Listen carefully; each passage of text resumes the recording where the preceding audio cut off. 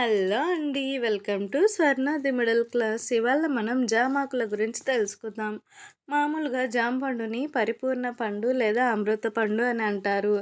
జామ పండు వల్ల ఎలా అయితే మనకి యూజెస్ ఉన్నాయో జామాకుల వలన కూడా అలాగే యూజెస్ ఉన్నాయి. అవేంటో చూద్దాం. ముందుగా జామాకు కషాయం తాగడం వల్ల బాడీ పెయిన్స్ అనేటివి తగ్గుతాయి. అలాగే జామాకు కషాయంలో నిమ్మరసం మరియు తేనె కలిపి తాగితే ఫేస్ పైన మచ్చలు మొటిమలు పోతాయి. జామాకుల్ని టీగా చేసుకొని 2 టైమ్స్ తీసుకోవటం వల్ల షుగర్ కంట్రోల్ అయ్యి అలాగే కొలెస్ట్రాల్ని కూడా కంట్రోల్ చేస్తుంది. మరియు 2 లేత జామాకులు తీసుకొని దాన్ని కొంచెం సాల్ట్ మరియు కొంచెం చింతపండు పెట్టుకొని తింటే చాలా బాగుంటుంది. అలాగే అలా తినడం వల్ల టీత్ అండ్ మౌత్ ప్రాబ్లమ్స్ రాకుండా ఉంటాయి. అలాగే ఇది జలుబు దగ్గు సమస్యలను కూడా తగ్గిస్తుంది. అలాగే ఇది ఇమ్యూనిటీని కూడా పెంచుతుంది.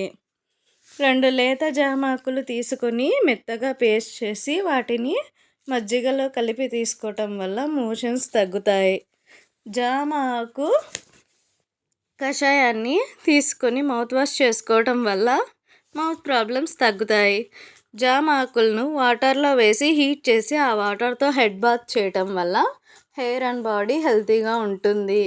అలాగే డ్రై స్కిన్ ప్రాబ్లమ్ని కూడా తగ్గిస్తుంది.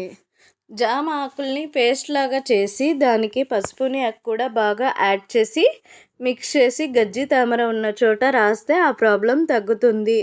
చూసారు కదా, ఇవి యూజెస్ ఆఫ్ జామాకులు అన్నమాట. ఇలాంటి మరిన్ని మంచి మంచి వీడియోస్ మీకు కావాలంటే please do like, share and subscribe. అలాగే మన కంటెంట్ మీకు నచ్చినట్లయితే please support our channel and thank you for watching. Thank you.